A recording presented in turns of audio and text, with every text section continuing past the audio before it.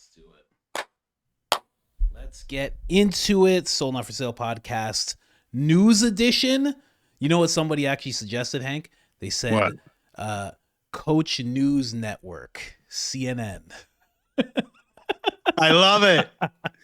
I love it. CNN it is. Let's go. I love it. I love it. You guys know who this is. Hank Unfiltered here. Thank you guys so much for coming in today. We are doing, I just want to break down the stories really quick. One that you don't know about, I'm just going to talk about it really quick. Elon Musk announces that he's going to punish X users for negativity. Trump sentencing apparently on January 10th. Shawn Ryan goes into hiding from the Shawn Ryan podcast. Washington shooting. Don't know much about that. That's developing as well. Just happened about, 40 minutes ago. And something going on with Matt Gaetz. And it's not to do with his report or anything. Matt Gaetz has been working on something. So you're going to see a little bit of that too. Yeah, let's get into it, man. How you feeling? You good? Feeling great today. How you feeling, Coach? I'm feeling good, man. We got Hank's channel on the screen right there. Hit that subscribe button if you haven't already. Hank Unfiltered, the Unfiltered Nation. This guy's at 454, racking them up. We got a bunch of videos here for you guys to watch when you go over to his channel. Oh, let me click on it because one of my videos popped up there. There you go. There's all his videos. He has a bunch of stuff going on there. There's a bunch of theories. Straight-laced gentleman there. Go and check his channel out. Link in the description, correct? That's correct. Okay, perfect. But yeah, I just saw this because I have my phone next to me when we do these episodes. And I just saw a post saying Elon Musk is going to punish X users for negativity. What's that all about? It's been happening quite a bit. There's a lot of people... Myron Gaines, Nick Fuentes. Well, no, Myron got his check mark removed. He's from a podcast called Fresh and Fit. There's been a whole bunch of people who've gotten check marks removed, accounts under review, suspended, this, that. No one can figure out why. They're like, why is this happening to my channel? This, that. And then Elon announces this. People started seeing it. You know when it actually started kicking off? During the H-1B debate. People who were speaking negatively towards Elon Musk started finding themselves in a compromised position when it came to their accounts, which is not what X is supposed to be about, but they were ticking him off primarily. Laura Loomer was one of them. There's a bunch of different people who noticed as soon as they had a certain stance on this whole debate that their accounts were being censored, suspended, all sorts of stuff. So interesting. Very, very interesting, to say the least. Yeah, I mean, they've been saying they've been censored, though, but as far as I've been hearing, they have like millions of views, so I'm not too sure if that's really happening. I mean, it sounds like they're getting demonetized, but a lot of these people are like really questionable people to begin with, so, I mean, many advertisers themselves may not want their ads being shared right next to these people. I've already had this discussion on X because, I'm very active there. If you want to get in touch with me, that's pretty much the best place to go. Even if you want to have it out with me, I'm down. If I got time, I'm down. But what I was saying to people is, and I said this to you, the WEF affiliated CEO that Elon Musk hired, she is the person who established NBC Universal. It's a streaming platform. That's why he hired her. She knows how to build things into a streaming platform. That's what Elon Musk wants to do. He wants to have Twitter as it is, but he also wants to have a YouTube play where he can start competing with YouTube and start taking some of that ad revenue, maybe not away from them, but he knows that there's a huge opportunity for ad revenue if he has a streaming platform. So as they do that, I don't know if you remember this. I brought this point up with one of the viewers. We were talking on X. I don't know if you remember YouTube 15 years ago. YouTube 15 years ago, you could find anything.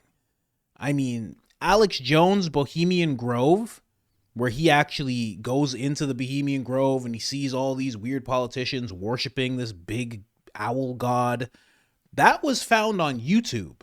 That's how that got viral. Nowadays, you can't even find that on YouTube anymore. It's gone. You can barely find that on Google, to be honest with you. That's what I mean, right? So at one point, you used to be able to do and say and find anything on YouTube, but eventually they realize, oh, we could make like $100 billion a year on ad revenue. What are we doing here? And they slowly started phasing out all the accounts that did that. They started punishing them. They did the exact same thing that Elon's doing right now. And YouTube became what it is, which is the greatest platform in the world that I love more than anything. Okay? Just putting that out there, YouTube. If you guys can hear me, if there's any human reviewing my video, I love you guys. But it's not what it was. I'll say that. So I think Elon's doing the exact same thing. He has his play coming in. I think that's what it is. Yeah, I mean, it's possible, but look, I'm just looking at some of the things that Myron Gaines are saying over here, and their words. I can't show it. Yeah. I can't show it, and I can't say it. And I'm just saying, I personally, as an advertiser, would not want to have my ads right next to Myron Gaines over there. I understand the point, though. I agree that censorship is not a good thing. I think that these people need to have a platform. I think that they do. The question is to how to go about doing it in a way that, you know, is all-encompassing, is inviting to all, but also does not drive away advertisers. There's a balance there, and some of the things I'm seeing over here, it's so messed up. I can't even say it. Coach, if I said some of these things to you, you'd slap me across the face. I'm just gonna say that right there, okay? And you'd be right for doing it. All right. He is a very outspoken. I don't like any of his takes. I'll be honest with you. He was just one that I thought of because I actually reposted his stuff because I said, you know, I don't agree with anything he says, but I don't agree with him, you know, getting basically kicked off the platform. But no, I agree with that. Yeah, he still is on the platform, so I can't even really say that. He's still there. He's able to talk. He just can't get paid for it. So I don't know, man. Like I still don't like to see it, especially when Elon Musk is like, "Go F yourselves" to the advertisers, and you know, I'm not going to be bought, and this is all about free speech, and people have to be able to say what they want, and now all of a sudden this is happening. Obviously, people are going to feel like he's doing a little bit of a flip-flop. But again, they're still on the platform, so they still are able to speak. I mean, there's plenty of people who are trying to connect it to that H-1B visa thing, but I'm not so sure it has to do with that. That's my take on it. That's where it started heavily. Because he even said, he actually said to Laura Loomer, "You mouthed off," when they were like arguing about it, where she was like, confronting him. Yeah, he wrote, "You mouthed off." Interesting. Yeah, that was actually very interesting. So, you know, what can you do? I saw this happening. This is why I want my content on X, because I knew eventually they're going to turn to a streaming platform. I knew it. But you know what in development did happen? Nick Fuentes is now discussing getting off X. Although he's not one of the people that have been punished, quote unquote, he has said, you know, now that all this is happening, I am considering going back to Telegram and being on Telegram only. And to that I say, you're the FBI. Leave. Get out. You're a Fed. You told people to go into the Capitol and you didn't get arrested with everybody. Go. Obviously. Anyway, that's just my feeling on that. Didn't someone just try like breaking into his house and wind up dead? Oh yeah. But I mean, he didn't do anything, but the cops did, because the guy went into somebody else's house apparently. So it's like he tried to get Nick. Then there was some kind of something, but he ended up in somebody else's house or something. And yeah, the police supposedly ended up taking the guy's life, sadly.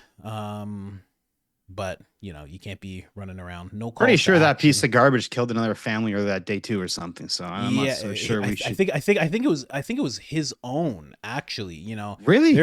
I don't know. It's an odd story. I gotta say, when I first heard it, I didn't believe it, because I don't believe much that Nick has to say. But apparently, it made its rounds, and it seems like it's true. So, you know, that sucks. You know, don't dox people. Don't try and come to people's houses. Try and talk things out. Don't try and hurt people. I stand on that always. I mean, look, you gotta have free speech. Otherwise, you wind up like those people in the UK. And I think we're going to cover that a little bit later too, right, Coach? A little bit. I've talked about the UK at length, and I don't know. It's just, you know, there's one clip though. Like, I mean, people are getting locked up. There's 6,000 people. There's worse clips. There's way worse clips. They took a pregnant woman. You showed me a clip of an old person. They took a pregnant woman and took I've her to seen jail. that too. But So what was like, different about this clip, coach, is they said that we're locking you up because you made someone have anxiety. That's what they all. That's like, what they're all for. That's what they're all for. They're hate. I've covered this at length. Their hate speech law covers being uncomfortable, feeling scared. It's basically just a whole spectrum of basic human emotions. If you put anybody through that, you can go to jail for what you say, and they'll just come and take you away. I mean, it's a messed up thing.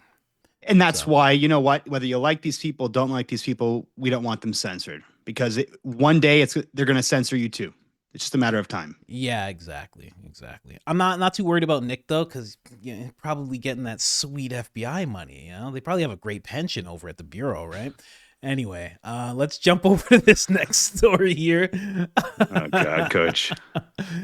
Trump being sentenced January 10th, 10 days before he actually gets inaugurated. I think this is ridiculous. Let's hear a little bit about that, and then we'll talk about it. Out his criminal conviction in New York because of his election win, and ordering to show up for a sentencing a week from today, either in person or virtually. That's all according to Reuters.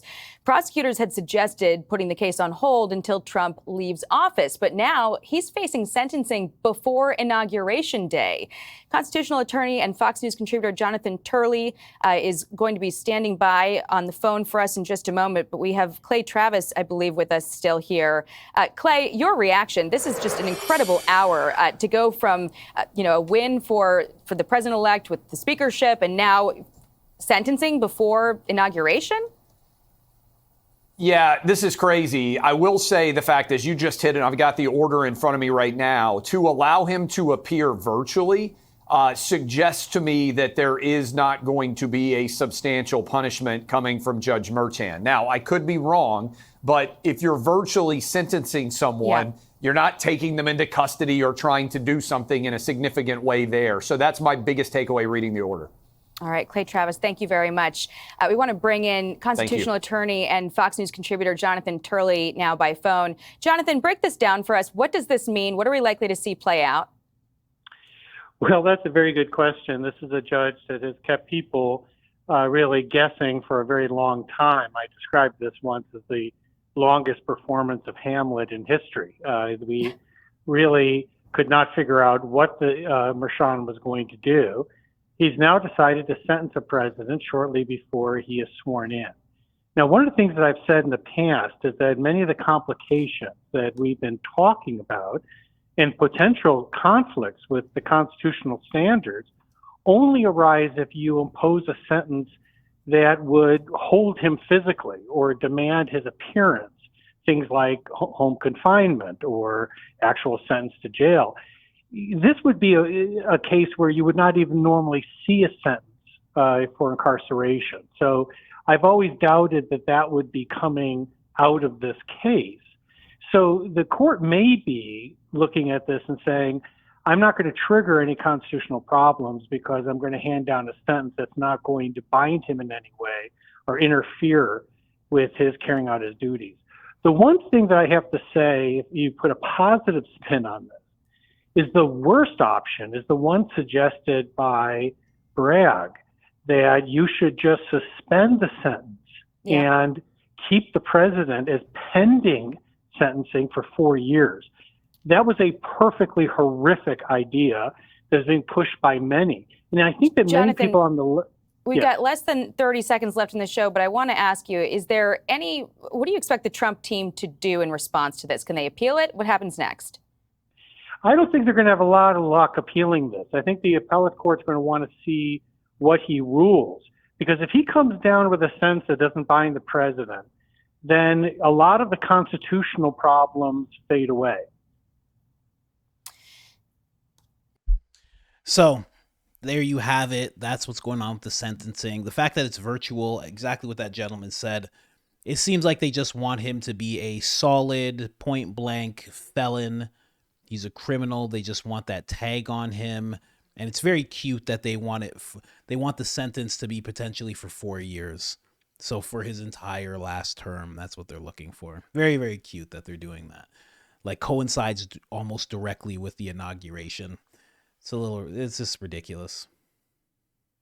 Yeah, well, I think they're also, didn't they have this idea of maybe postponing it in such a way where they'll sentence him after? I think that's what they were trying to get Yeah, at. yeah, yeah. That's what they were just saying, like, which is, obviously what they want. Obvious what they want to do there, right? Have him in jail the second that he steps away as president. So even if he does an incredible job, then he steps into, probably house arrest or whatever it is. But yeah, That's what it seemed like. Yeah, yeah. This is nonsense. The judge is terrible. Trump actually had something to say to the judge. Actually, he's just basically saying how he's, a lunatic. He's worse than Jack Smith.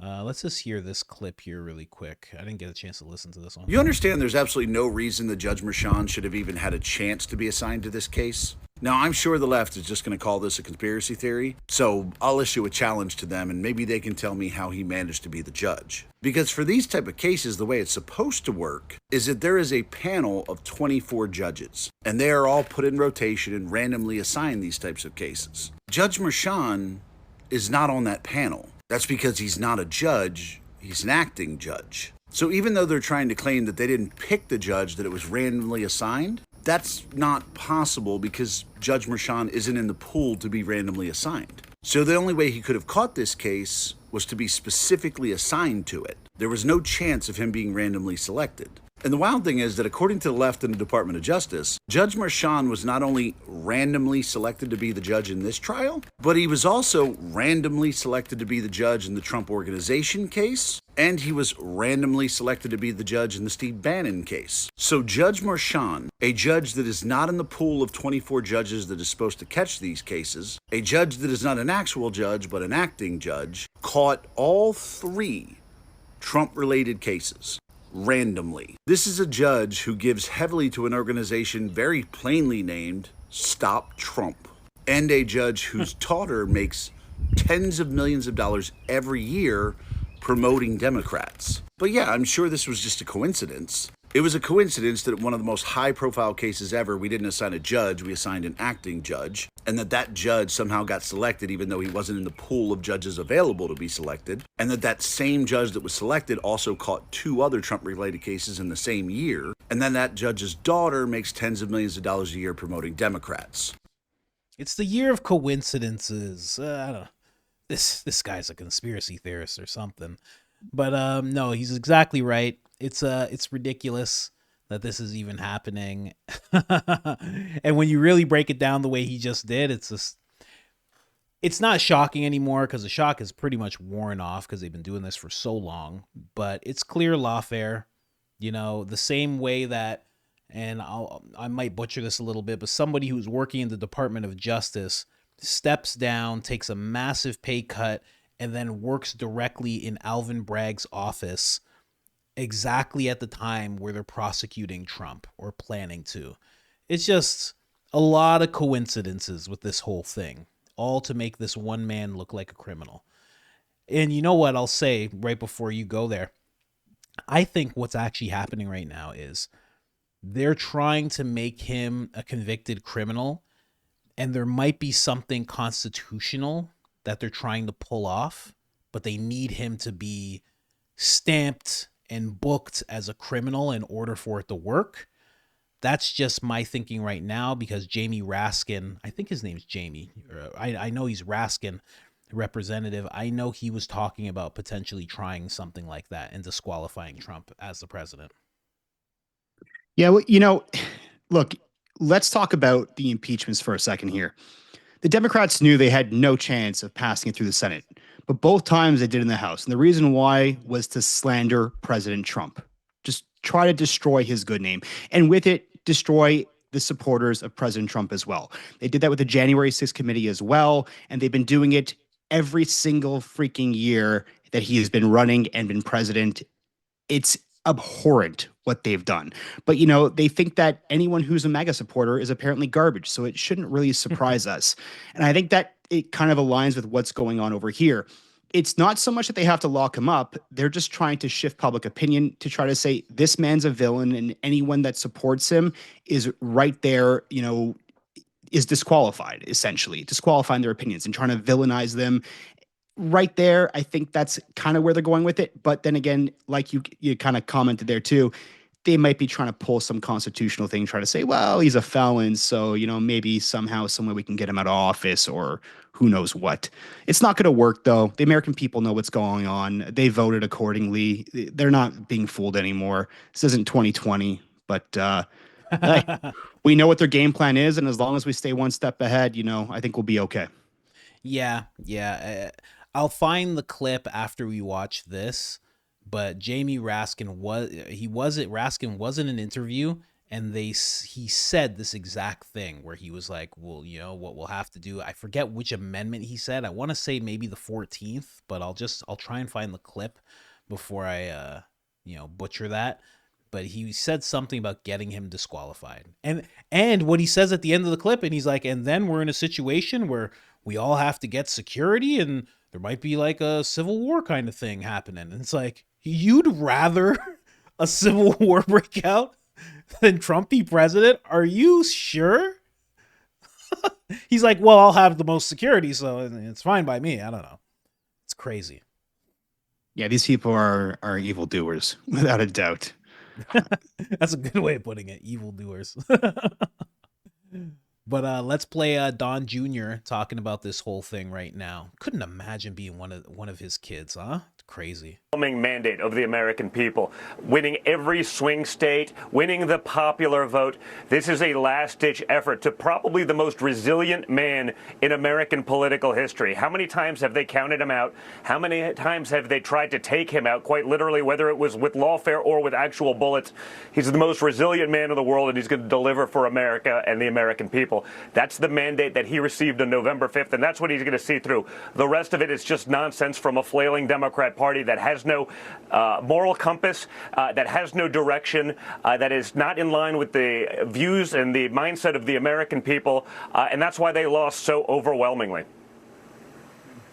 Well, you know, you're right. And he won the popular vote. Your dad did for the first time for Republicans in 20 years. So he has the American people behind him. There's this big agenda he wants to get done to deliver to Americans. But, you know, we've got small majorities in both the House and the Senate. What would you say to any Republican who wants to stand in the way of that agenda and stand in the way of that mandate? Well, we only have the House and the Senate, frankly, because of my father, because he was able to bring some of those candidates across that line. Obviously, I think we got a lot of great new candidates in the Senate and some in the House, but I think they have to get in line and they have to do that. You saw a little bit of that today, frankly, with a 3-seat majority. You got the Speaker done on the second. Obviously, you have to have a little bit of that drama, but the reality is that we have the House and the Senate because of my father, because of the mandate that the American people gave all of our representatives, and it's time for them to start representing that. It's time to start representing the constituency that elected them there.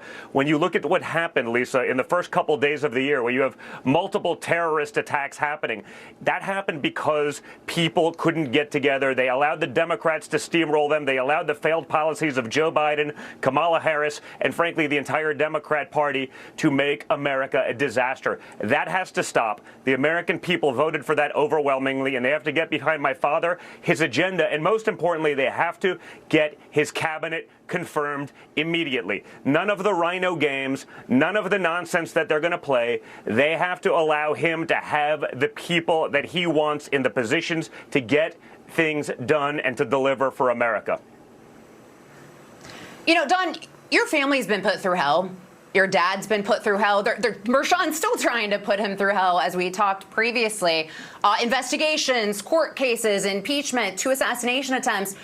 You've been put through a lot of this stuff as well. You know, how are you guys doing since the victory? How have you guys been doing these past few weeks? I imagine this has been a massive weight off your shoulders and a relief.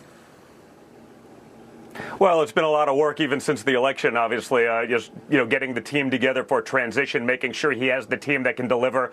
I think the team that we've assembled this time around and my father has chosen is so much better than what we would have done in 2016, where we just didn't know, where we were coming in as total outsiders and didn't have an understanding. I think, frankly, it's better that we have these next 4 years than we would have had we had the 20 to 24 cycle, because you would have rolled over some of the bad actors that weren't going to get things done. So So that feels great. But really, Lisa, what means the most to me, what means the most to my family is seeing from regular Americans and small business owners and entrepreneurs who are coming up and saying, you know what, Don, thank God that happened. We're now investing. We're now taking a chance. We're going to go out there and do these things. We're going to expand on the little restaurant that we built.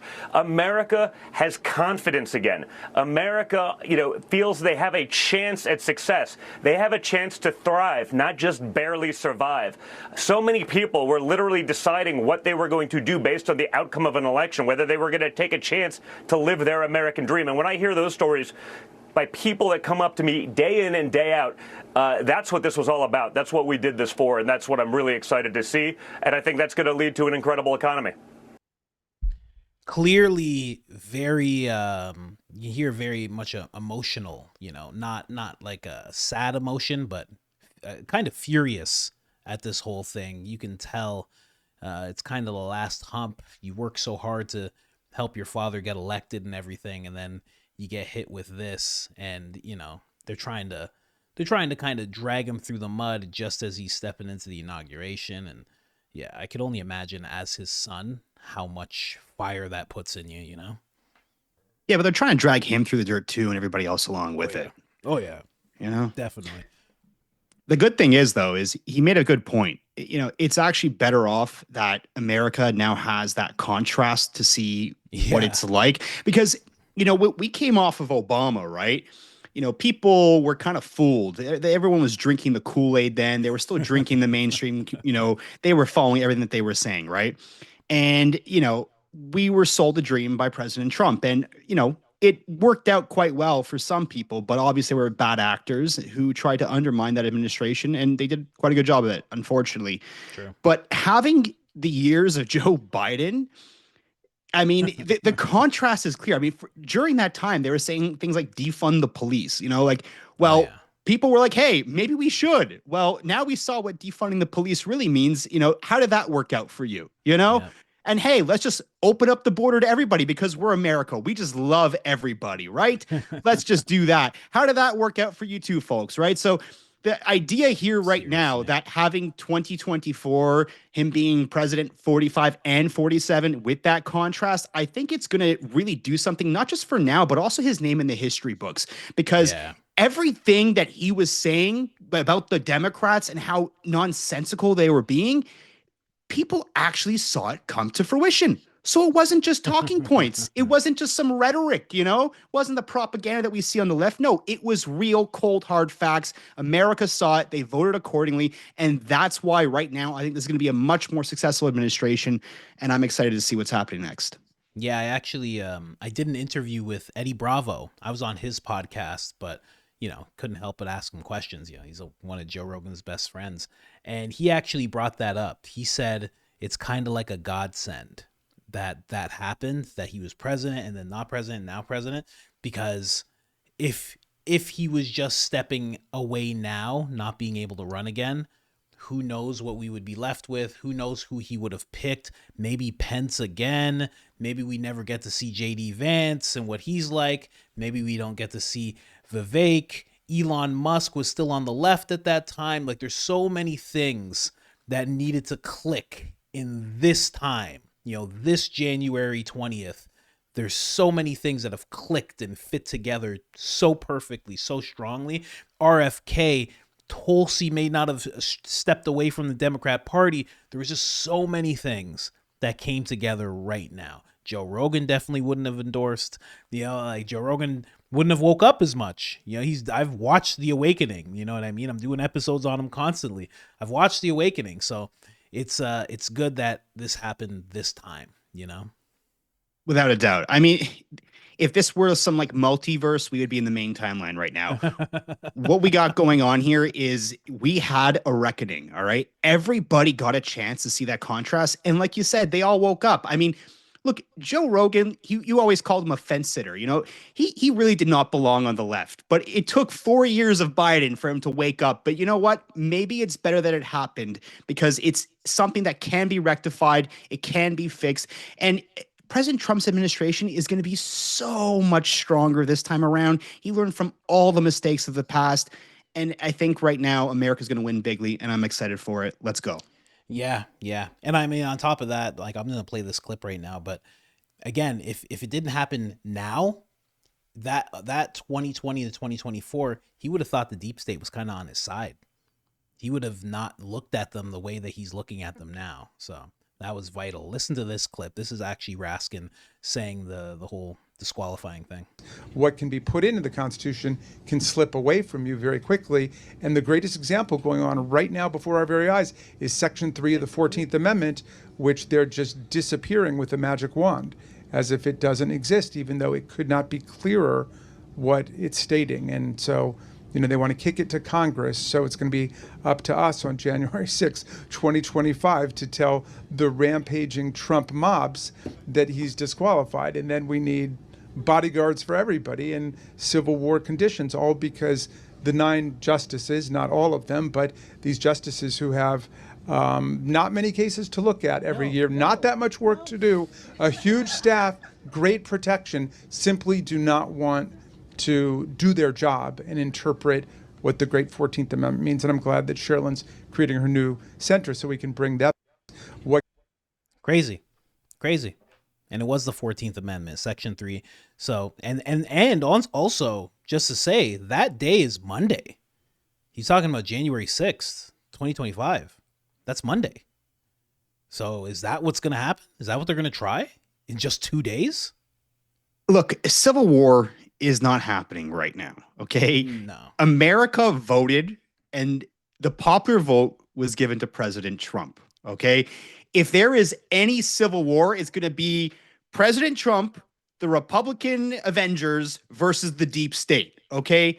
That's the civil war that you're going to have right now. It's not the American people. The American people are not part of it. The fact that because of his preference, their preference, the Democrats, of what and who they want to see as president, that he's willing to just be like, I don't know, and just everybody in the whole country will fight. I don't know, whatever. We'll have bodyguards. It'll be fine, But that's the way it goes. It just reeks of how out of touch the Democrats have been throughout this whole 4 years. They've been wildly out of touch. I mean, like monarchy, queens and kings out of touch from what the people want.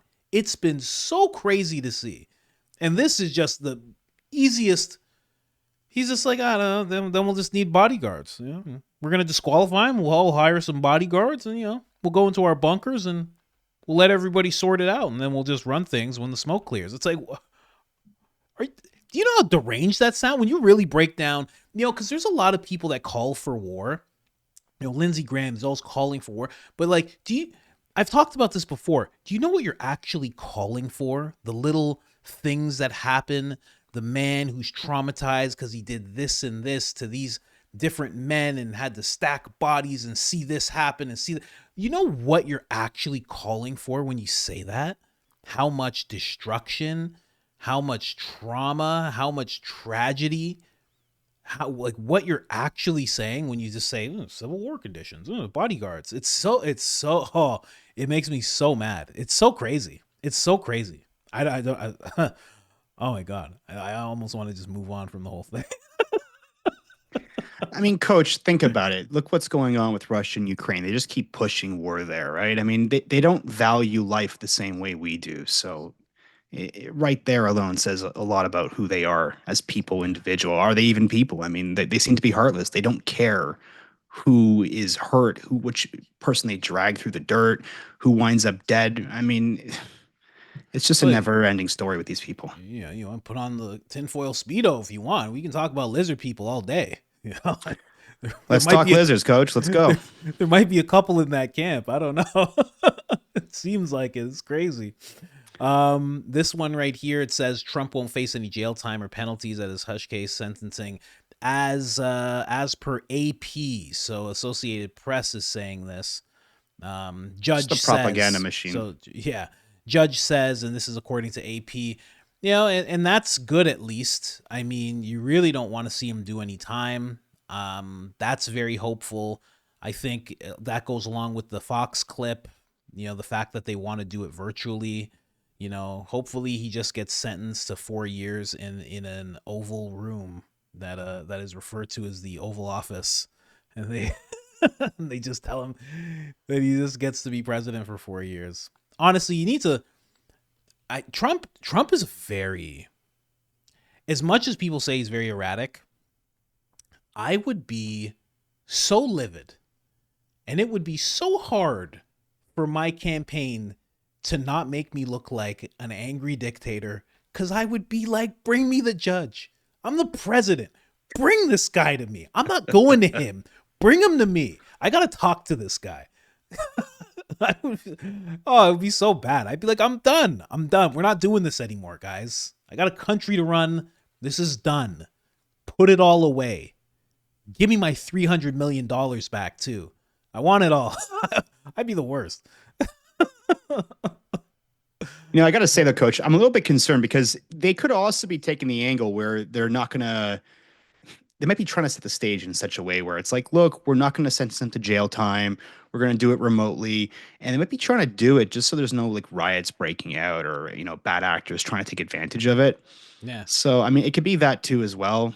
Who really knows? I mean, there's a whole government psyop going on all the time with these people. I mean, we got a new China virus on the horizon too, apparently, right? So, I mean, who knows what they have planned for President Trump and his administration. We got to watch out. We got to be careful. I mean, I don't know if I talked about it here or on another. I think I made an episode about it. Peter Hotez just announcing that, or no, I think I did it here. He announced that there's going to be a whole slew of things coming on January 21st. It's like, excuse me, sir. Yeah, here's a little bit of what Trump had to say. He wrote a whole lot. I'll just read the last of it. He says, where's that sentence start? He's far worse, even more corrupt than Jack Smith in his fight for hopeless political opponents. Just cannot let go of this charade. It is because of his conflicts and relations that he keeps breaking the law? Or is it because of his conflicts and relations that he keeps breaking the law? This has to stop. It's time to end lawfare once and for all so we can come together as one nation and make America great again. And Jamie Raskin's like, no, I'd rather have America separate, get like 5 bodyguards, and I'll be fine there. Oh, my God. It's so crazy. It's so crazy. Let's move on. Topics. Shawn Ryan goes into hiding, apparently. Says he wants to, I shouldn't say hiding. I don't want to phrase it that way, but he said he needs to disappear for a while with his family because of this podcast that you see on the screen here. Shawn Ryan show. Sam Shoemate. It was I already made an episode about it. It's been out for about an hour now. Wild podcast. It has definitely changed the whole landscape of what happened in Las Vegas in front of Trump Tower. Some information that this gentleman got that was supposed to go straight to Shawn Ryan. Apparently, the person involved, Matt Berg, wanted to be on Shawn Ryan's podcast. He also wanted to reach out to Fox and Pete Hegseth.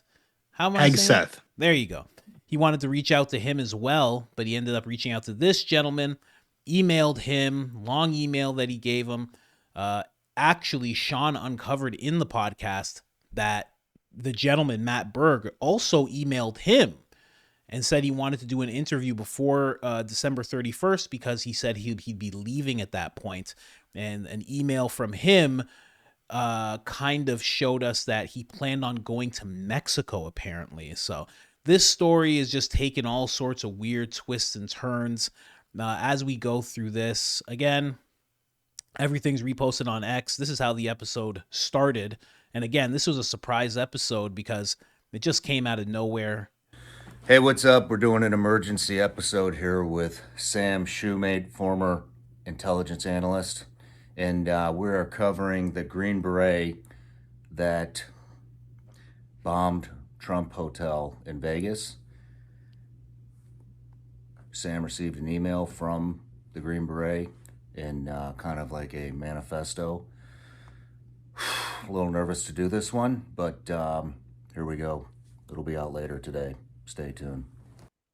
So that was Shawn Ryan. The whole time, he even said that at the beginning of the episode. He said he was very nervous about what was going on. He was very concerned having to do something like this. He really didn't like the fact that he had to do this. but he felt like, and he even said it here, he said, "I'm exposing a lot for the interest of the public. It comes with a price. I'll take all the prayers I can get. Thank you." So that's what he said just as the episode dropped.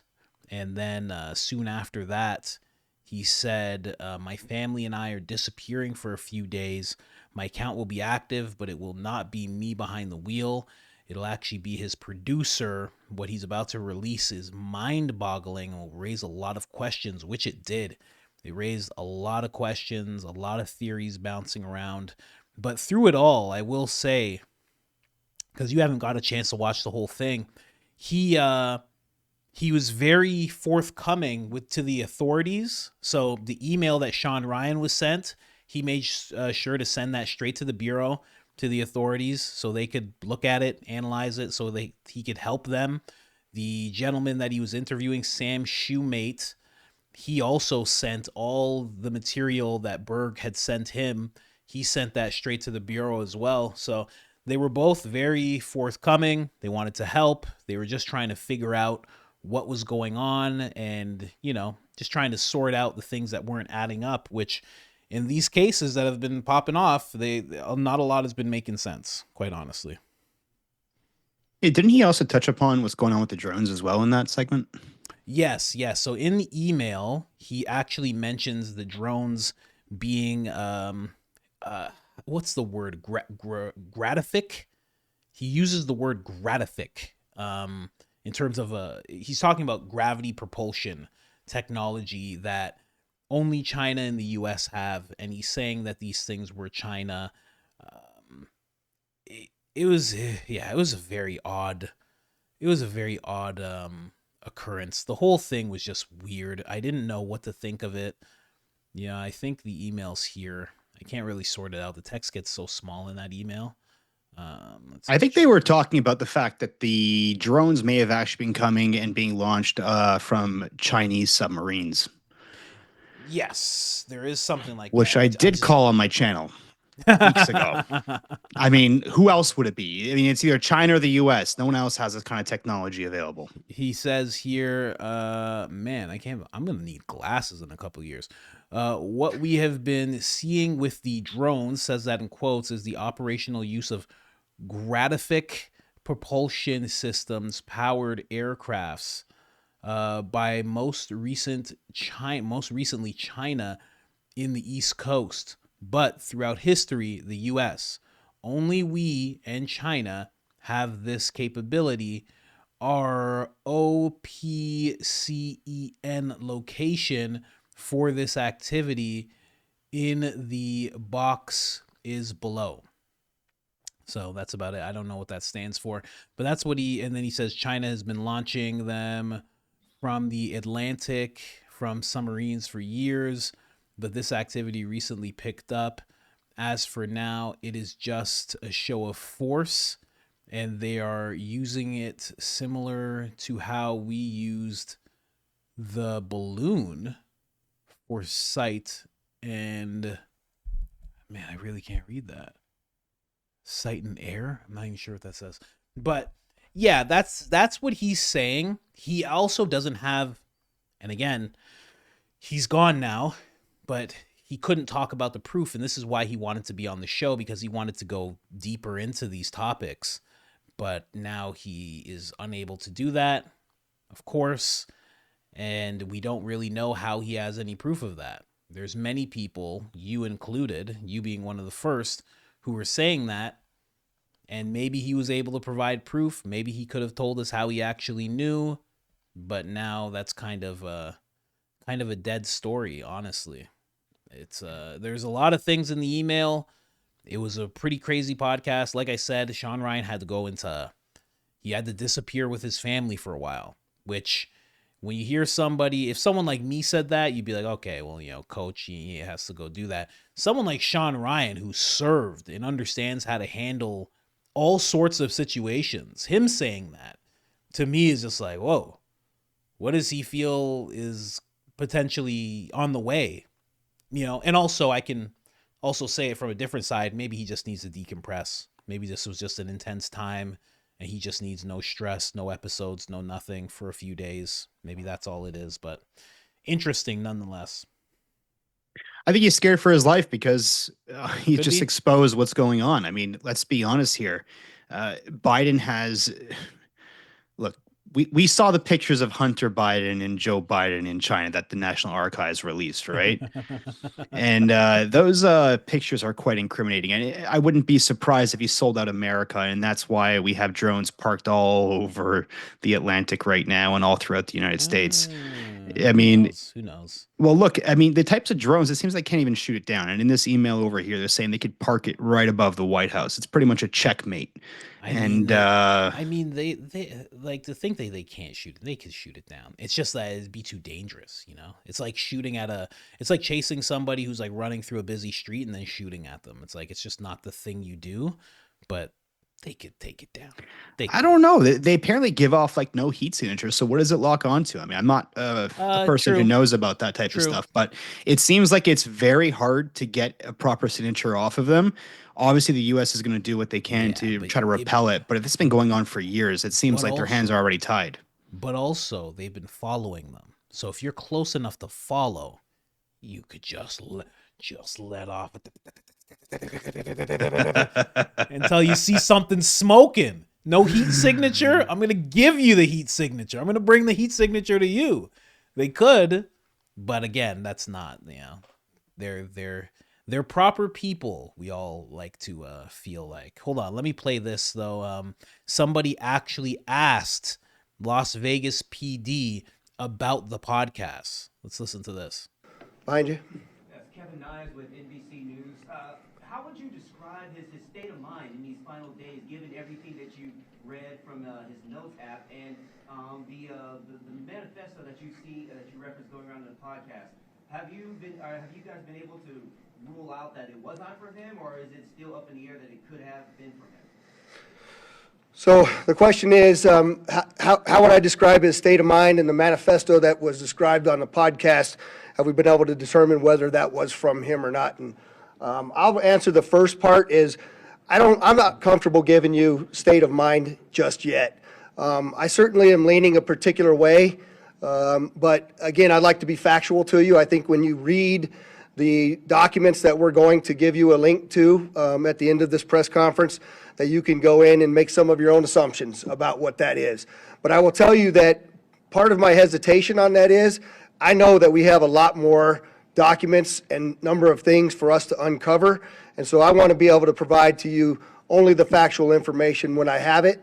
And so I'm not going to opine on what I believe his state of mind was at that particular time. But certainly you can see some troubling aspects in his personal life as well. And I don't know if you want to address the second part, Spencer. Yeah, so in terms of the so-called manifesto that's circulating online, we have strong evidence to suggest that it was the subject that wrote it, but we haven't conclusively proven that yet. And that evidence relates to other evidence that we're finding that we're able to compare that lead us to believe it was in fact him who sent it. So that's the answer I was expecting from them. Again, the information that Shawn Ryan received from Sam Shoemate, that information was just going to Sam, and it was supposed to just go to either Fox or Shawn Ryan. He wanted to be on either show. So I wouldn't expect them to know anything about it. And honestly, I don't really see that email as a manifesto myself. I don't think he had one. I think he really wanted to explain himself on one of those shows. And I think he really wanted to go deep, and he just never got a chance to. Yeah, you know, it's interesting, though. It's dated December 29th, and it says, please do not release this until the 1st of January. Yep. So it's like he knew something was happening, right? So obviously. Well, in the email, he talks about being followed, and he's saying to Shawn Ryan, in Shawn Ryan's email, he says, this interview has to be done by December 31st because I'll be leaving. He also said in the email to Sam that he plans on going to Mexico. So he probably wanted it to be in January because then he would be in a different country. He would have crossed the border by then. That seems like that was his plan. So, Coach, was he murdered and then just sent off in a Tesla Cybertruck over to the Trump hotel? Well, I mean, the thing in the interview, if you listen to the interview, they think they're leaning on possible that he's not gone and that there was somebody in there because, again, if you listen to the podcast, I actually I shared it. It's on X as well. They realized that the DNA in the truck didn't match Matt Berg's son's DNA. So he has a kid. The DNA didn't match. Now, right away, what's been told to Shawn Ryan is that it didn't match because that's not his kid. And they're trying to kind of position a story of, well, it wasn't his kid and he must have got really mad and blah, blah, blah. But in reality, it could have just not actually been him. Again, completely a theory. I do not know, but they did throw that theory out there. But Coach, supposedly the body was like burnt beyond recognition. Exactly. But somehow there was identification in that was completely intact. Like I think his passport or something. His passport was intact. Well, not fully intact, but enough that they could say that it was him. The thing is, those theories conflict so much because it's like, well, if it wasn't him and then he's doing some James Bond thing but they found the passport and they say it's him, it's this whole thing up in the air and you don't really know what's what. And honestly, Shawn Ryan's podcast raised way more questions than it answered. Yeah, way more questions than it answered. It was interesting to listen to, but yeah, now there's even less of a direction of what was going on because now you're hearing from him. But here's the thing, also, right? Tinfoil Speedo time. It's like all these guys are in the intelligence community. So was this email to him that they're reading off as like a quote unquote manifest? Was that real? Was Shawn Ryan's email real? You could go into the landscape of like, why would I trust any of these guys? Although I will say Shawn Ryan has proven himself to be very trustworthy in terms of him doing interviews and vetting people's information. And he's proven himself to be very trustworthy. But always when it comes to people who are in this realm, you got to kind of ask yourself, am I really going to trust these guys with all this information? I don't know. There's so many directions to go when it comes to this thing. I mean, honestly, people are also saying it might be related to the New Orleans shooter as well, too, right? I mean, well, there's not really, now that Shawn Ryan's podcast has come out, there's really no connection there. I think the only connection is that they both went to Fort Bragg. Other than that, there's no connection between. Someone said they served under the same general. I don't know if that's true or not. I can't verify that. But I only heard that as like, I'll just call it hearsay. When I just hear somebody post it on X, it's like they just say it and they're not like, you know. Mm-hmm. So yeah, other than that, it's very loose. You know, Tim Kennedy, which I'm going to show here, is coming forward as a friend, as knowing this guy, is vouching for him. You know, that's not happening with the other guy. So I don't know. And yeah, I don't know. I was going to say maybe Tim worked with him as well, but they worked together like on a show. So there's just a quick clip here. So that's actually Berg and Tim Kennedy. If you don't know about Tim Kennedy, he's a Green Beret sniper. He's been on Joe Rogan a whole bunch of times. And apparently he knows Matt Berg quite closely. They were in a shooting competition together. Tim Kennedy posting here, 13 years ago, I completed shooting competition on the History Channel called Ultimate Soldiers Challenge, which I'm sure the episode they're going to take down now. My partner in this competition was Matt Berg. Last night, when I saw old photos of him on the news, I put that together. It was the same guy. So the reason that he's saying this is because in this post here, Tim Kennedy was asking, does anybody know this Matt guy, aka Matt Berg, an 18Z and former 18E, allegedly the driver of the rented Tesla truck that detonated in Las Vegas? So he was asking questions about, does anybody know anything about this guy? And now he's saying that he put two and two together and that he actually did know this guy. And then he contacted Shawn Ryan, and Shawn Ryan actually showed the text messages between Tim Kennedy and himself. And Tim was saying that he's a good guy and he can vouch for him, and he was actually moving on to great things. But again, cut short. Weird, once again, right? It leads to so many more questions than answers, though, right? I mean, like I don't know, man. I just don't know. I don't know when it comes to this whole thing. It's crazy. It's crazy. I mean, like, what happens if like the swamp or something had something on him and we're like, listen, if you don't go do this, like something's going to happen to, well, I'm not even going to say, I mean, like there's that thinking as well, but from the email, see, that's the thing. Anytime a theory like that comes up, it's like, if you refer back to that email that Sam Shoemate claims that he has and that he read off, the guy wasn't doing it because he was controlled. He even said those words. He's like, I'm not under duress or anyone's control. He made sure to actually note that. So he said that's. But that's something that someone would have you say if you were under duress or under control, what duress could you possibly be under? It seems like he knew a lot of stuff potentially that was very dangerous to some very powerful people. He's a Green Beret. They're a multiplier. Mm-hmm. He's the strength of 10 men. He could stack bodies if he wants to stack bodies. Actually, yeah, but like I'm not even like, it's not even hyperbole. Like they could just stack bodies. Like they send in 10. This is actually a training that they have. They send in 10 Green Berets and they can change governments. It's actually something that they study. They actually, I've researched this so much. They release them into a small town, a real town. And they go into this town, they have to be unseen, unknown, and they have to go around and get food and learn how to survive without anybody knowing that they're there. Then they have to learn languages. It's so crazy how much Green Berets actually learn. Yeah, but if you have the Green Berets weaponized against one Green Beret, I mean, he could stack bodies, but you mean... I don't know. Who knows? I mean, well, it seems like if that's like his manifesto, it seems like this corruption goes so deep. But it's not... That's the thing. It's not a manifesto. He's just basically saying, in this email that Sam has, he's basically saying, I'm leaving. I'm going to Mexico. I know a bunch of things, and I want to tell somebody about it. That's not really a manifesto. This is more him...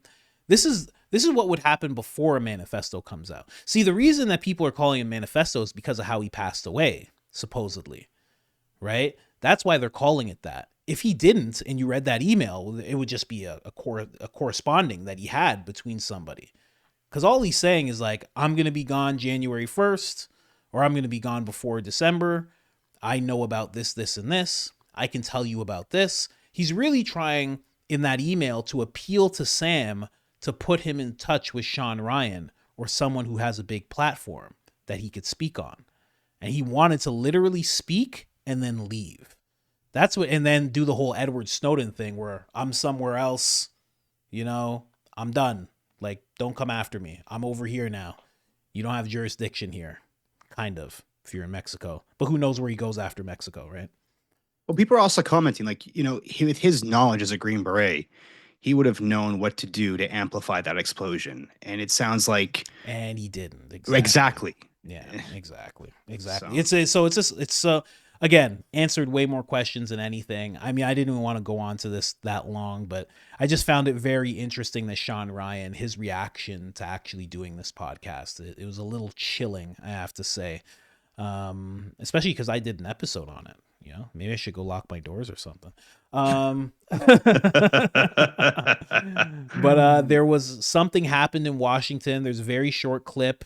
There's no word of what happened. It's still a developing story. People are saying that multiple people were shot. People are speculating that it was gang related, but they don't actually know whether or not it was gang related or, political or whatever, what have you, or if it's in line with the other things that have happened. But apparently a whole bunch of people are wounded, and there's a whole lot of cops, as you can see on the screen, and they're shutting down a city block from the looks of it. So just wanted to touch on that really quick, just because it was something that popped up while we were putting together all these clips. Next, was a surprise for you. This is what Matt Gaetz. This is what he's up to now. Tonight on the Matt Gaetz Show, the battle for the gavel is heating up with a group of GOP holdouts putting a snag in Speaker Mike Johnson's plans. We'll have Representatives Lauren Boebert, Thomas Massie, and Victoria Spartz on to discuss what they expect for Friday's critical vote. Plus, deadly attacks strike New Orleans and the Trump Hotel in Las Vegas. We'll have retired Army Colonel and DoD Intel operative Tony Schaefer and retired CIA officer Sam Faddis on for a closer look into what's behind New Year's terror. See you at 9 o'clock Eastern, 6 Pacific. Tonight, the Matt Gaetz Show. I love it. Right? I love it. It's so fitting. It's so fitting. That's why I didn't. You were like, "What's going on with Matt Gaetz?" I'm like, "I don't want to tell you. I'm not going to tell you yet." I'm excited for that. I want to go watch that show right now. I knew you. Yes, like that. Coach. Let's go. Nuts, huh? So that's the avenue he's going down, and with his knowledge of everything, I mean, enough knowledge to be an attorney general if he actually made that leap and actually did that successfully. But instead, now he's going to be in this show. I wonder how much I shouldn't even say this. I know how much he's going to call out. He's going to call out everything, and he's going to be able to do it on a deep level, on more than just an opinion yelling at the screen level. He's going to be able to break down law and all this stuff. I think it's going to be a great show. Coach, this is Matt Gaetz Unfiltered right here. I'm excited. I'm here for it. Let's go. Let's go. I'm ready. I knew you'd like that right away. Yeah. I was like, oh man, yeah, wild. So he's going to be having a show. It's on, I've never heard of this network. I don't know if you have a OAN. Yeah, Never One heard of America that News. Okay, cool. Interesting. So there you go. He's going to be bringing the heat. That's all I can say. There's another clip of him talking. Shots been fired. Shots been fired, Coach. Definitely. Dan Bull here That was from Real good. America. Folks, you always hear me talk about the swamp in D.C., and there is one firebrand name brand that you remember would stick it to those folks in the swamp, and it's my pal Matt Gaetz, and he joins me now to talk about a Christmas present come early. Matt, you're joining the OAN primetime lineup as a talk show host this January. Tell them all about it. that's right. Folks can watch the Matt Gaetz Show, 9 o'clock Eastern, 6 o'clock Pacific, anywhere you get One America News. You can also get our app, which is a great way to get the best news, the most in-depth coverage and analysis. And of course, we'll throw in an opinion now and then. But there is a time of great optimism that is coming in 2025, and we want to be a part of telling that story, showcasing the work of President Trump, seeing how the power dynamics on Capitol Hill shift and change to affect the lives of all Americans. So we're going to have the best sources, the best coverage, One America News. I could not be happier to be part of the family. Dan. Wow. I just downloaded the app, Coach. Let's go. Not wasting no time on that one. Oh my gosh. Yeah, definitely. We're gonna have to stay tuned in that show. There's definitely gonna be clips there. There's definitely gonna be things to talk about from that show. 100%. Turning notifications on too, Coach. Let's go. Subscribe. Yeah, man. Yeah. So I can't wait for that. Matt Gaetz. I think it's gonna be great. I think he's gonna do a great job, and I think it's gonna get really. I think it's going to be way better than people think. I think some people are just like, what's that network? Probably okay. I think it's going to be like really good. Because not only is he going to be able to give opinion on deeper levels because he understands politics, he also, and who knows how deep he goes, but he also knows a little personal things about people here and there as well. And maybe he'll talk about getting squeezed out of the attorney general position. Maybe he'll talk a little bit about that, hopefully. You know what? I think what he can do there, I think he's going to be far more capable and helpful to President Trump in this new role. So I'm excited. Yeah, we were talking about, before we even started doing this together, we were talking about how we needed to break down what's going on with Matt Gaetz, because it went from, attorney general, then all of a sudden he withdrew, then we thought, where's he going to go from there? And, it didn't seem like he was going back to any political seat. And then from there, it was like, okay, what's he going to do? And things were heating up. He was saying things here and there, but not really too much. So I'm glad that he's stepping into this arena. And again, if you guys have any interest in it, we'll definitely be breaking things down for you here and there. The Matt Gaetz Show. Yeah, it's exciting. Yeah. That was a surprise for you. I knew you'd like that. I was like, I'm not going to tell him about this yet. I'm happy you kept it as a surprise. All right. Well, here's another surprise for anybody. Liz Cheney receiving Citizens Medal from Joe Biden. And as you can see, Joe Biden is so happy about it. Look at his face there. He is so ecstatic to be giving this medal. Probably doesn't even know who this lady is. He's like, who is this? Jill, get over here. Get over here, Jill. Put a medal on you. Get me some ice cream. Here, let me play this quick. Just a minute. Elizabeth L. Cheney for putting the American people over party.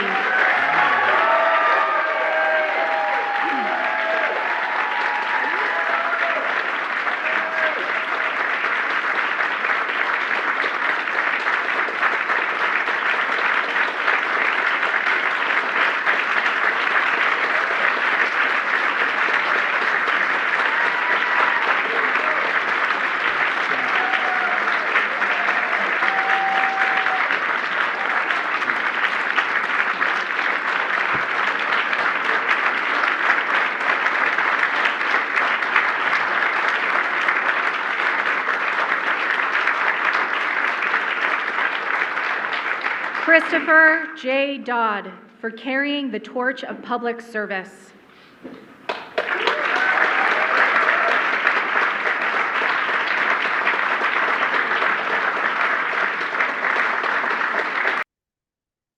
There you go. Joe Biden got real happy when that guy came up. Not as happy when Liz is there. But yeah, he's probably talking to her. He's probably like, yeah, I remember you.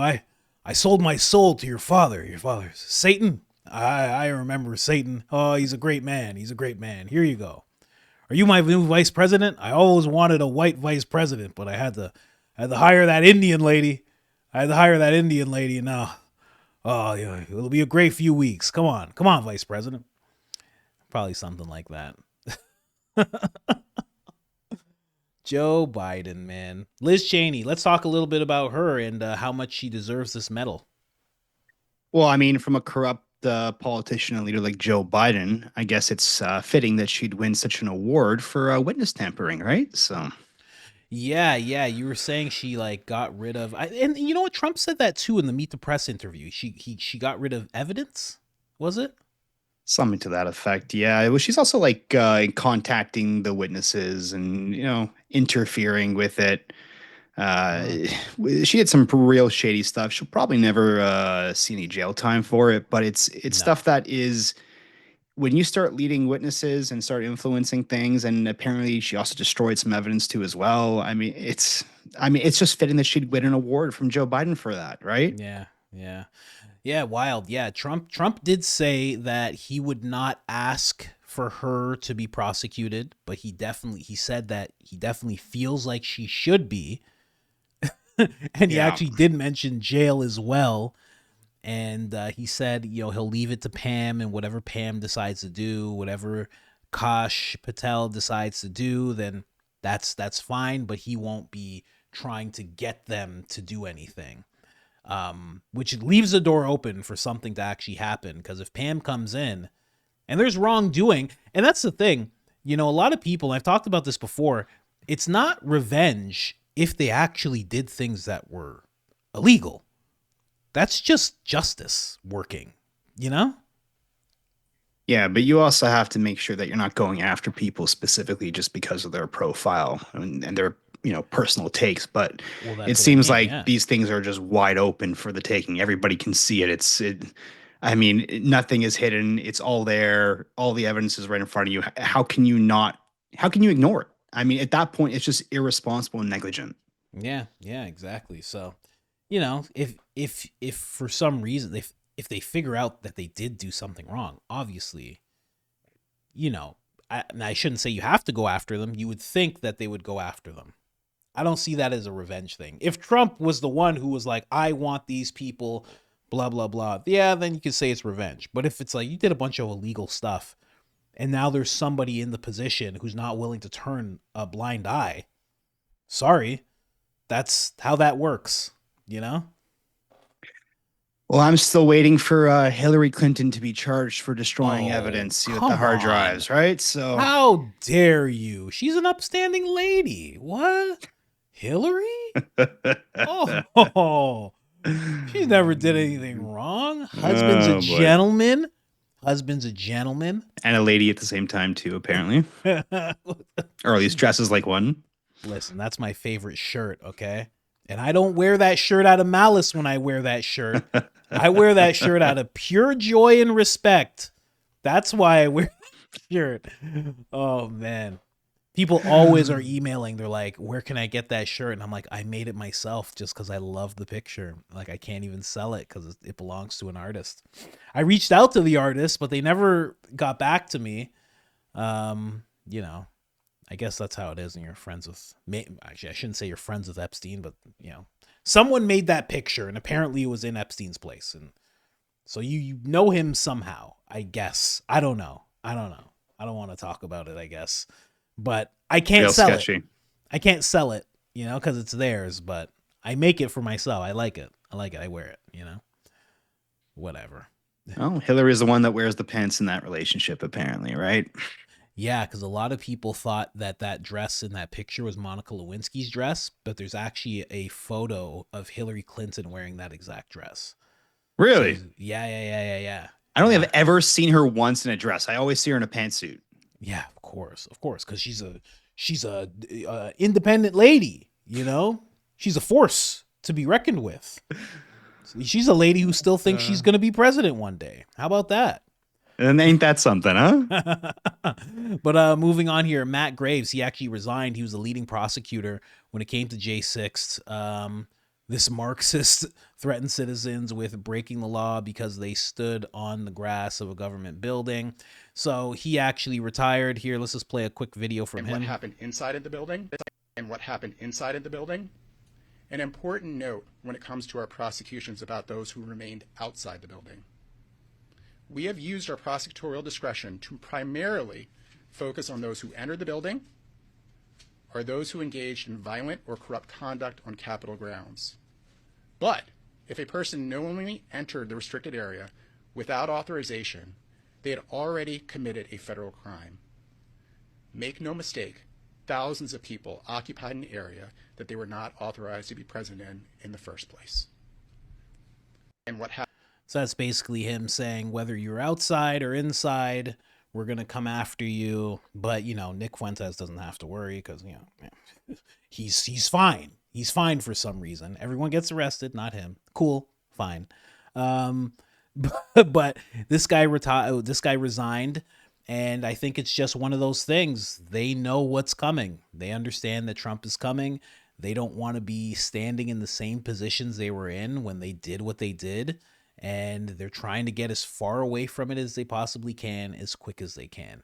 And I also think, and I mentioned this to you before, I think that's why Biden is giving Liz that medal. I think he's trying to make her, the same way they're trying to make Trump look as bad as possible, they're trying to make her look as good as possible. That way, if anybody does come after her, it's going to be like, she was given this medal for putting country above politics, and she's a good lady, and she's upstanding citizen. How dare you do this? They're trying to make her look real good. And it's not going to work. No, it's not. It's not working one bit. We know what's up. We know what's going on. Forget what we know. Trump knows what's up. Trump knows what's up, and he's mad. Well, I mean, just look at like that shaman guy. I mean, they went after that guy hard. Oh, yeah. And, you know, one of the things when it comes to like prosecuting someone too, you know, like you have to think about like whether there's remorse or whether they like take responsibility for their actions. And like he did all that. Like there's no reason why they should have gone after him the way they did.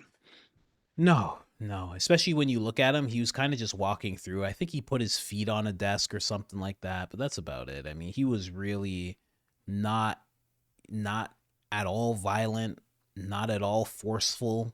He was one of the guys that was not forceful for how he got in there. He walked in.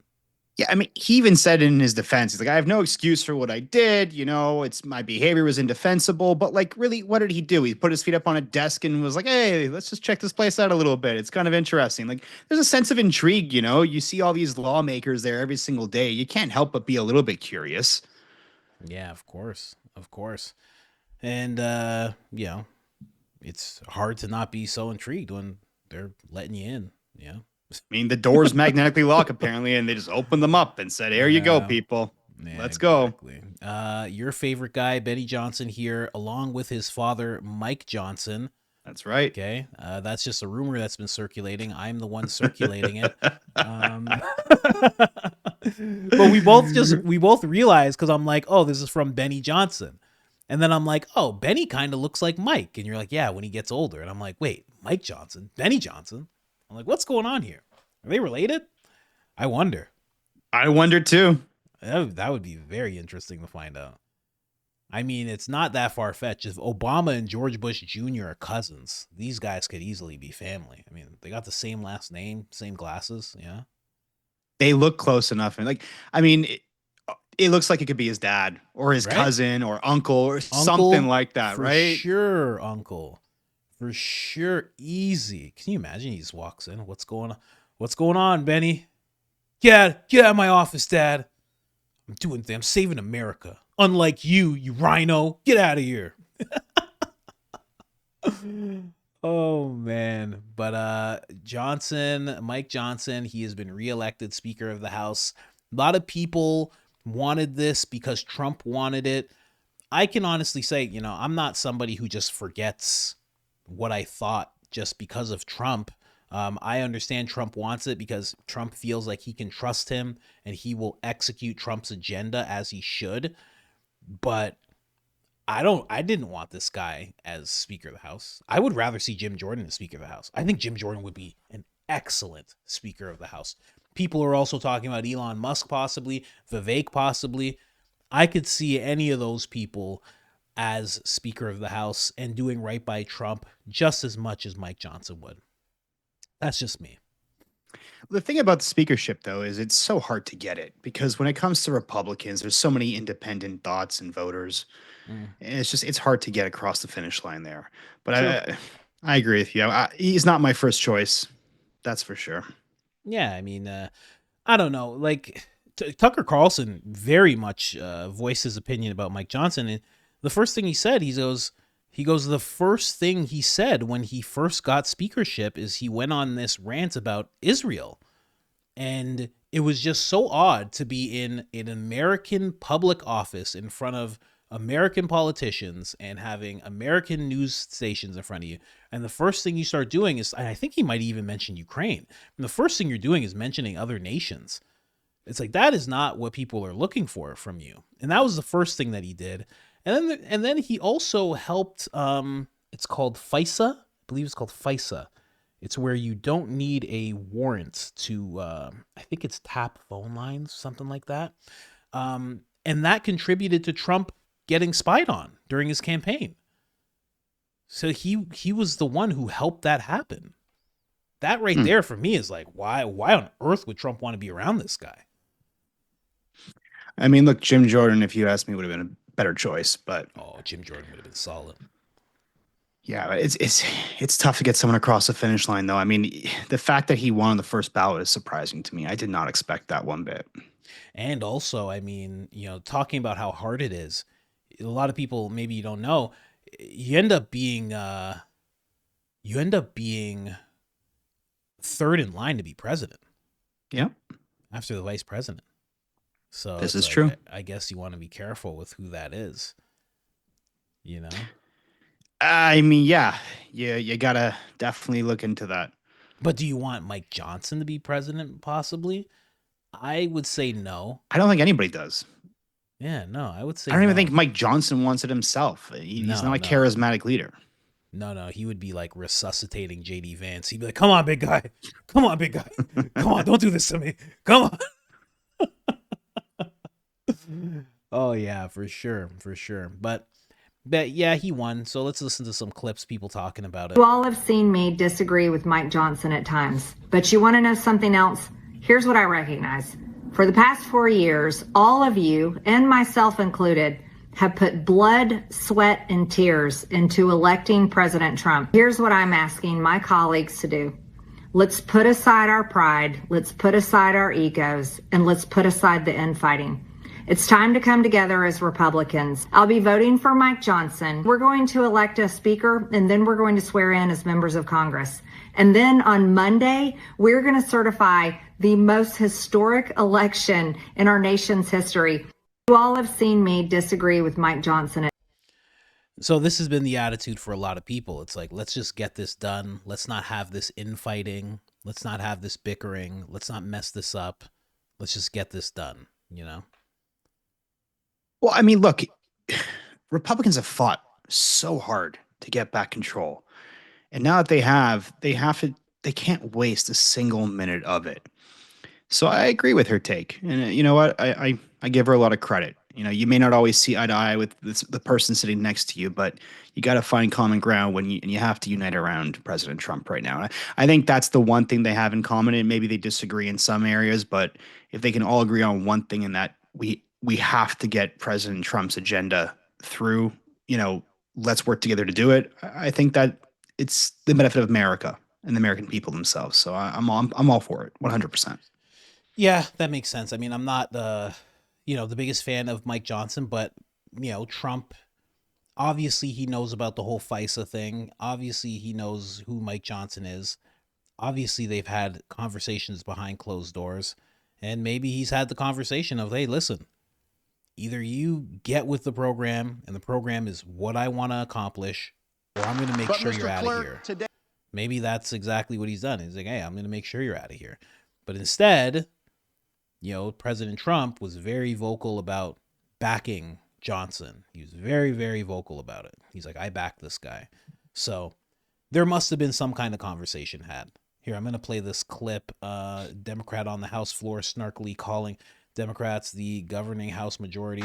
But Mr. Clerk, today I rise on behalf of the governing majority of the House of Representatives.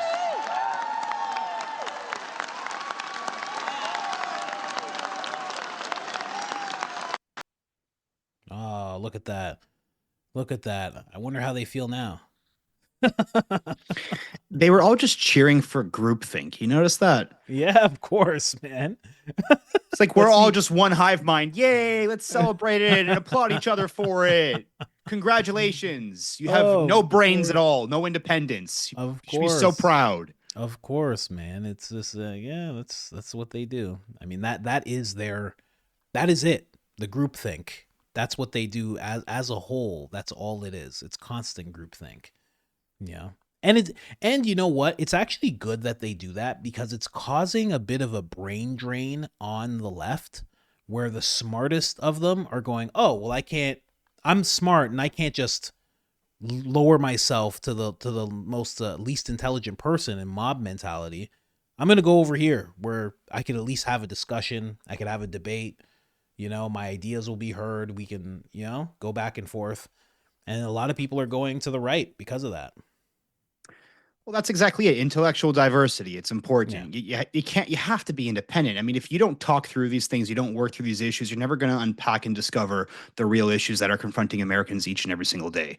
And that right there is the most important thing to making progress. They call themselves progressives. They're the farthest thing from it. They're just a bunch of group thinkers, and they're just wasting everyone's time. Yeah. So we have Jeffries there with 215, Johnson there with 216, and Ralph Norman and Keith Self, they changed their vote to Johnson, and that's what actually got it through. So they did it. They were on others. They were thinking about others, and they switched over to Johnson, and that's what did it. I wonder what deal they had to broker to get that done.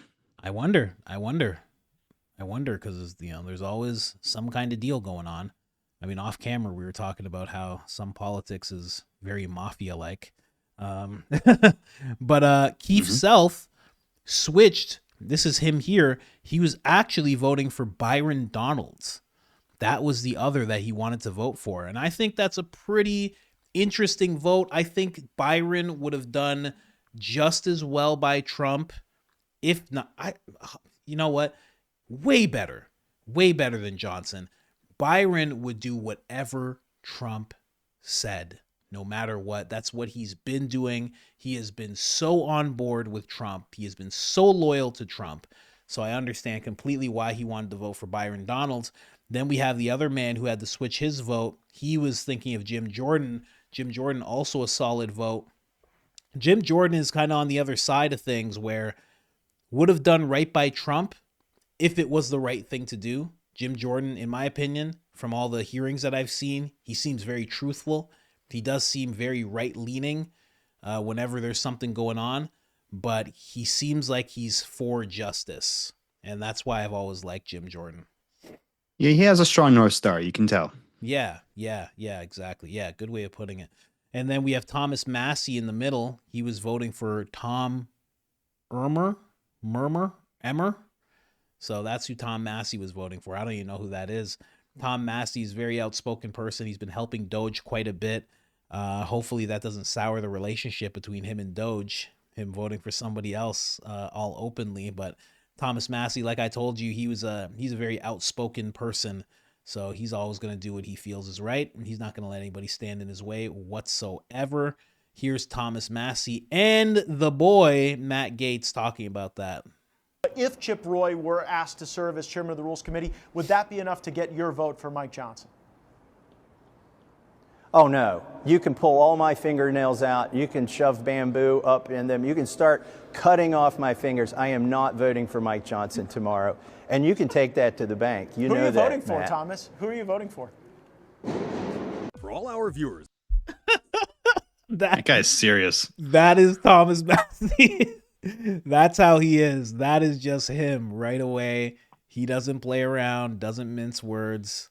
Yeah, so anyway, congratulations to Mike Johnson. I'm sure he's going to do right by Trump. Trump is, can't say that he's completely, not able to make mistakes. He could easily make mistakes, but I'm sure he did this for a reason, and it's something that we don't even know about. So congratulations. Hopefully he does right by the people who put him there. So I think he will. Yeah. It is now legal to show your ID in local elections in California. The reason they're doing this is to keep voter fraud unprovable. That is Elon Musk saying that about Gavin Newsom. Gavin Newsom signed a law banning local governments from passing law requiring ID to vote. You're not even allowed to ask for ID. You can actually get in trouble if you ask for ID. This was already in place, though.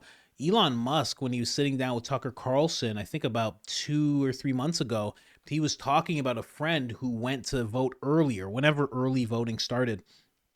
And the person tried to show their ID, and they were like, no. We're not even allowed to look at your ID. Please put that away. Like, they were spooked by ID. They were like, whoa, get that thing out of here. It was like he unzipped his pants. They were like, hold on a second. Buddy, you're doing too much right now. Come on. Don't do this to us. There's children here. Put that thing away. So, yeah, that's California for you. Yeah, I mean, they're so lawless, it doesn't even make sense anymore. I don't know how they can continue to pass whatever legislation it is that, I mean, who's actually running this place? He is a Gotham City villain. That's what he is. Look at him. Without a doubt. He looks like, I know, he looks like one too. It's nuts. He literally looks like a guy that would be at one of Bruce Wayne's dinners, and he would shake his hand and he'd pull him in close and he'd be like, hello, Batman. And Bruce would be like, oh, and he'd be like, that's right. I know your secret. I know your secret, Batman.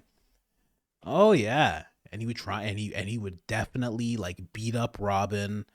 Oh, for sure. He'd beat up Robin. He would like throw him on the steps of Bruce Wayne's house. He would make a good Joker. A good Joker. Before his hair grows out, Gavin Newsom would be a great Joker. Just he's Two-Face. That's who he is, man. Come on. He's Two-Face. He's Two-Face. He looks like Two-Face. Yeah, Two-Face had the slick back hair and the suit and everything. That's true. And he's Two-Faced. It's the perfect fit. He looks like it. I mean, come on. Guy is an evil doer. He could be the Riddler too. He'd be like, riddle me this, Batman. How how much human feces is in California? Why are you doing this? 1,400 tons. Ha ha. Just bounces away. Yeah, don't like Gavin Newsom, I have to say. Oh man, I'm gonna be so sad when he runs for president. I know it's coming. He's gonna run. I don't know if it's 2028, but he's definitely gonna run sometime. I just hope he doesn't win ever. What I wonder is, like, what's gonna become of California in like 20 years from now? Like, seriously. Oh, it's gonna be the most authoritarian right-wing state possible. Because they're like, we're never letting human feces reek through these streets again. No homeless people. It's going to just be all blonde hair, blue eyes, and suits. They're not going to be playing around in California. No more minorities. It's going to be straight-laced in California in 20 years. They're going to be like, we're never going to the days of old. Never. Ever again. Oh, because it swings the other way. So when I bring all that up, that imagery that I just brought up, they're all the way on the other side of that right now. It's crazy in California right now. It's as left and woke as it can possibly be. It can't get any more. It can't get any more. It just can't. Like, I don't know what else they could do. They've made laws against voter ID. They have a health czar who says you have the right to remain fat. It's just out of control. Wasn't she like mad at people for not wanting a big piece of cake? Yeah, of course. Cake-related incidents, man. I love it. That's what the police in California are really dealing with. That's why they're letting people loot stores, because they're dealing with cake-related incidents. For sure, that's what they're doing. Could you imagine like ordering like a massive extra large pie to yourself and watching somebody else just sit there and not want to have anything, and you just getting mad at them for it? It's like getting angry. Like, what's wrong with these people? I think America's gonna have to build a wall around them at some point. That's what I think. Yeah, wall of cake. That's what it's gonna be. They'll find a way to eat their way through it, bro. So we had more Mike Johnson. I'm not even sure. I think that was the last story. I just wanted to go through the Gavin Newsom thing. Oh, we can play this Fox clip real quick. It's just more about Mike Johnson. Day and maybe a couple of days that will have to be digested, but it's action that's happening right away before Congress gets its act in gear and passes whatever it passes. Well, so there you have it. It's just more of Mike Johnson. Let's see what else we got here. Yeah, this is just him accepting. This is actually his own tweet. It's an incredible honor to continue serving our great country as Speaker of the House. Now let's get to work. He's in there. He's ready to go. Got some beautiful pictures there. And there you go. Honestly, again, not that happy about it, but it is what it is. At this point, like you said, just get together, get behind Trump, do what Trump wants to do for now until, he's done everything he can possibly get done. So, I mean, there's a huge weight on this guy's shoulders. He has to cut $2 trillion in a year, or no, by 2026. I think by late 2026, they're looking to cut $2 trillion. That's what Doge's initiative is right now. He has to host the largest mass deportation ever in the country's history.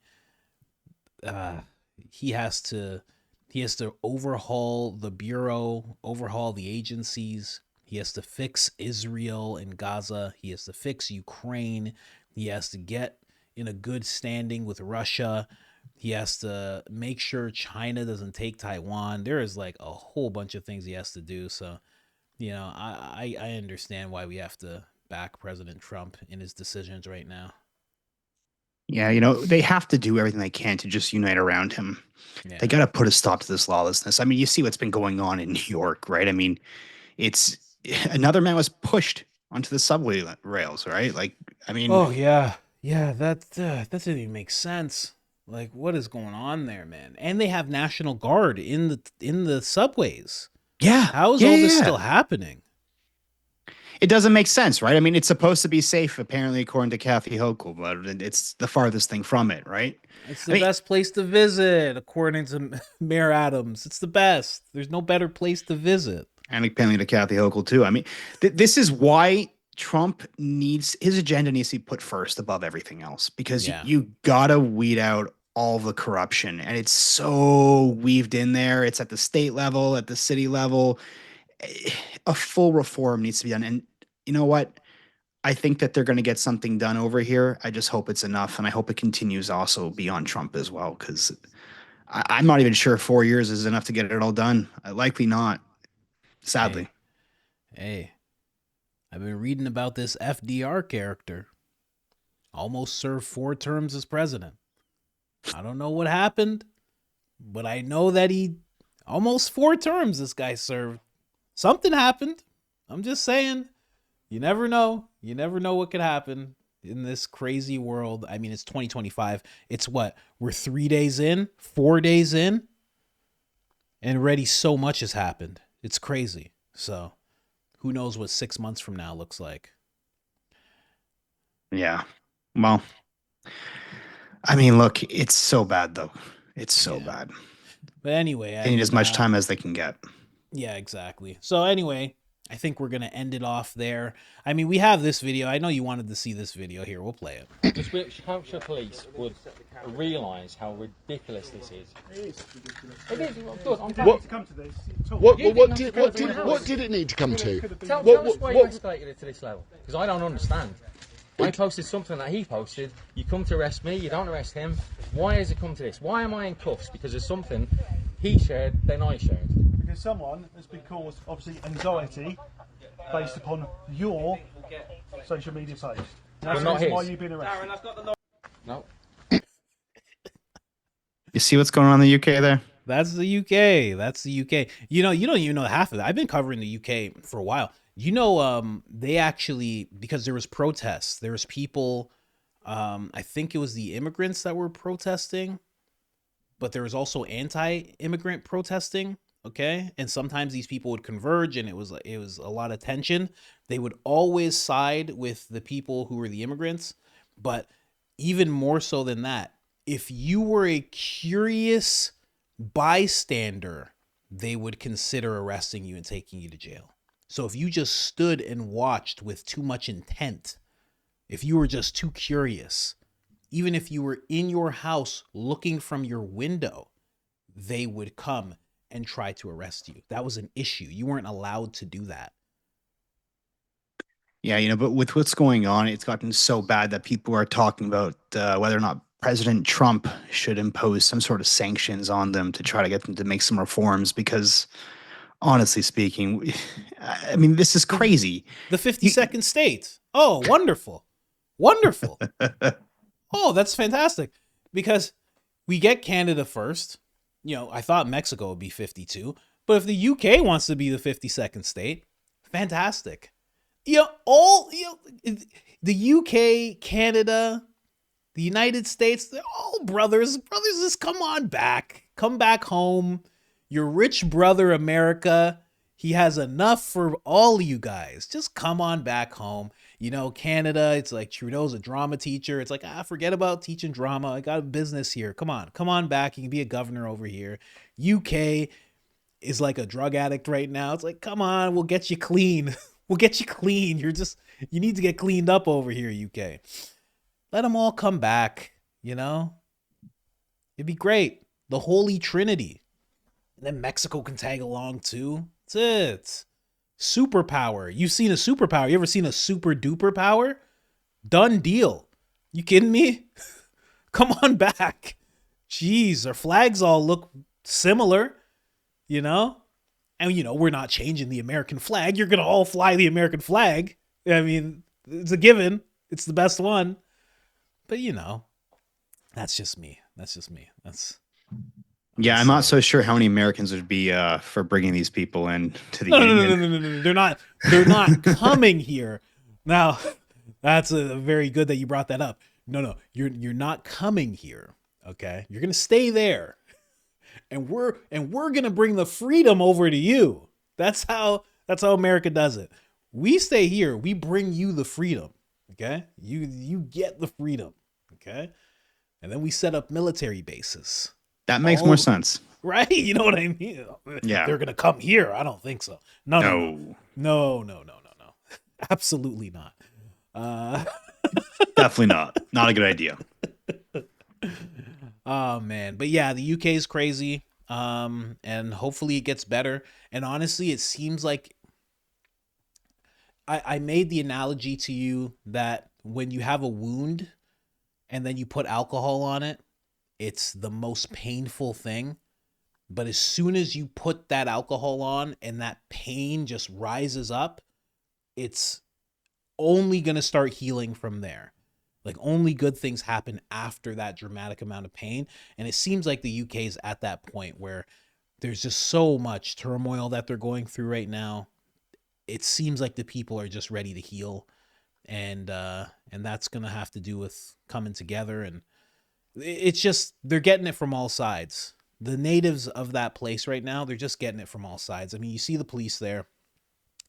Then also what they're dealing with on the front of, mass immigration. They're dealing with a lot, and, hopefully they bounce back, But again, if Trump actually does do what you're saying with some sanctions, that might be the best thing. And it sounds heartless. Anybody who's a progressive is going to be like, oh, he's a dictator. Who's he to do that? But it might help. Might actually help. Many of the people from the UK themselves want that to happen. They want to free Tommy. And rightfully so, right? I mean the progressives in America would be like, oh, you know what I mean? Like, yeah, that's probably what would happen there. But yeah. Anyway, let's end it off, man. We've been on this mic long enough. You didn't even think you'd make it this long, and look at you. You're doing just fine. Come on. This is a great episode. Thank you so much for being here with me again, man. I really like this. Fun times. We got to do it again. More stories, more episodes. And link in the description, Hank Unfiltered. Subscribe to that channel. We're trying to get him to 1,000. We need to get him to 1,000. We got to get those watch hours up. We got to get them all sorted out, people. So if you're still here with me, you're one of the family fans, please subscribe. He's going to be putting out content. And I think that's it. Yeah, and just free Tommy. That's it. And like and subscribe. Hey. I do the intros, okay? I do the outros, I do the intros, okay?